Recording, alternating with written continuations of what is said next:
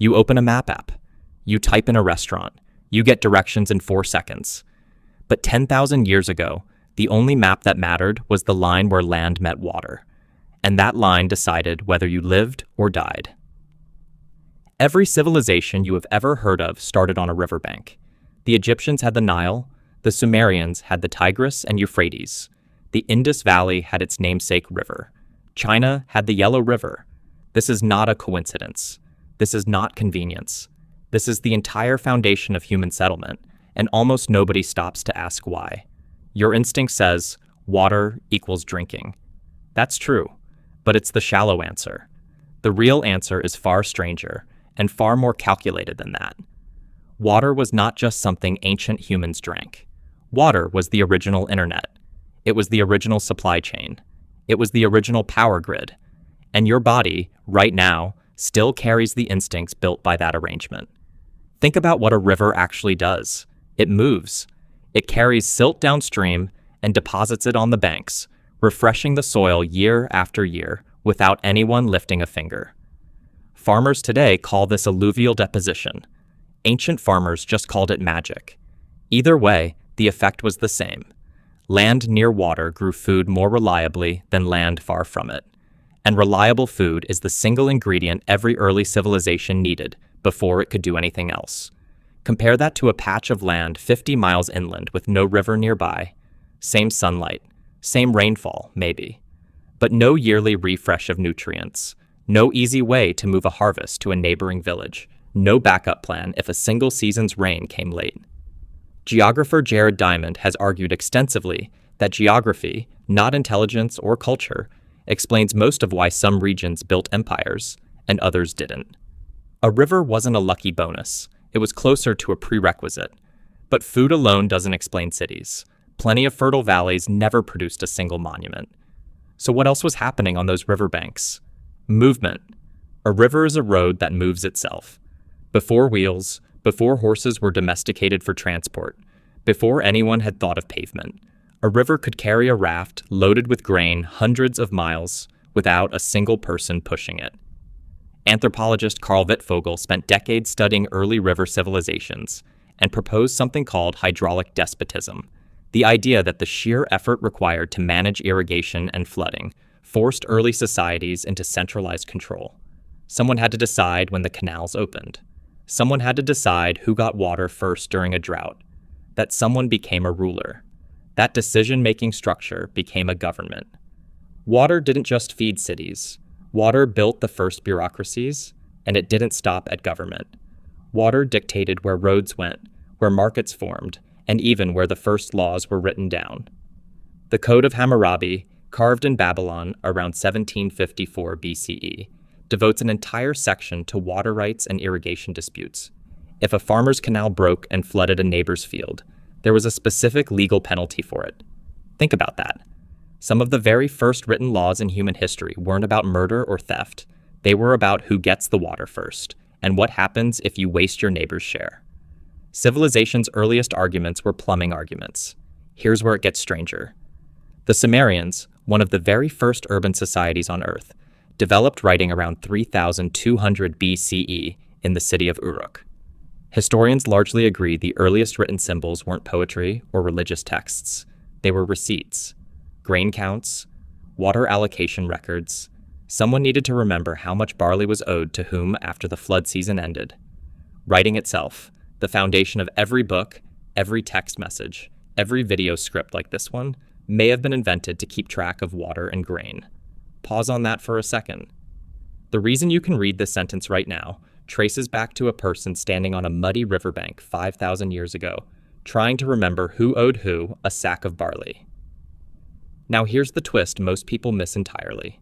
Rivers didn't just give life, they took it away, constantly, violently, and on a schedule. The Nile flooded every single year with terrifying reliability. The Tigris and Euphrates flooded unpredictably, sometimes devastatingly so, which is part of why Mesopotamian mythology is soaked in stories of catastrophic floods sent by angry gods. The flood myth in the Epic of Gilgamesh predates the biblical flood story by over 1,000 years, and researchers studying Mesopotamian tablets have found strikingly similar structures between the two. Ancient people weren't imagining floods as metaphor. They were remembering them as memory. So why build a city next to something that might drown you? Because the alternative was worse. A society without a reliable water source simply couldn't grow past a certain size. You can survive as a small nomadic band without a river. You cannot support 10,000 people, a temple, a market, and an army without one. The math is brutal and simple.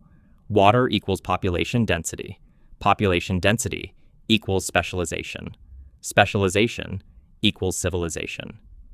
Archaeologist V. Gordon Childe, who first popularized the term urban revolution, argued that surplus food production near rivers was the single spark that allowed some humans to stop farming entirely and become something new. Soldiers, priests, scribes, artisans. None of these roles could exist in a society where everyone had to hunt or farm just to survive the week. Rivers created the surplus. Surplus created free time.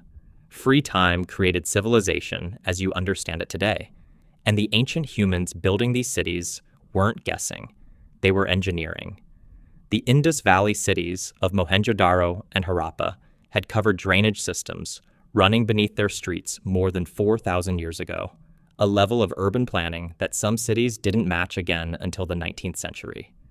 These were not accidental settlements that happened to be near water.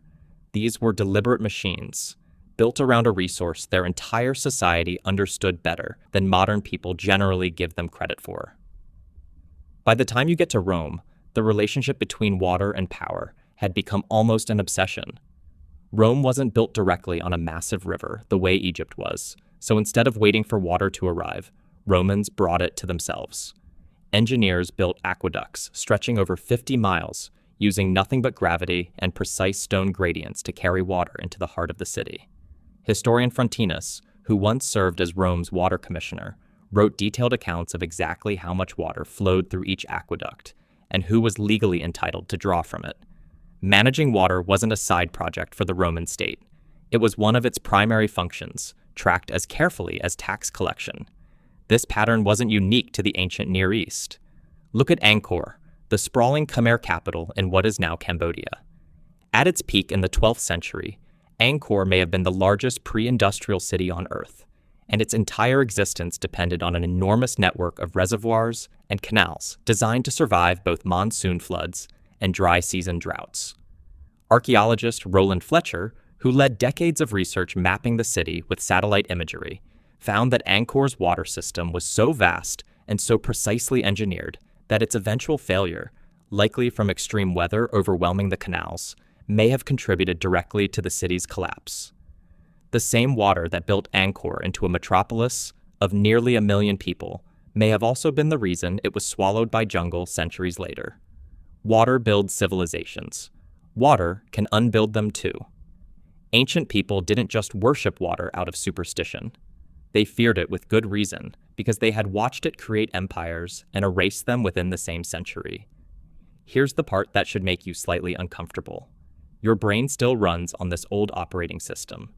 Studies on environmental psychology have repeatedly found that humans report lower stress and more positive mood near visible water, a phenomenon researcher Wallace J. Nichols popularized as blue mind theory. You don't consciously remember that your ancestors' survival depended on rivers.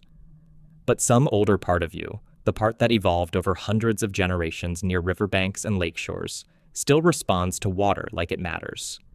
Because for most of human history, it was the single most important variable in whether your entire community lived or starved. That's why beachfront property costs more. That's why a lake view adds value to a house that has nothing to do with the water itself.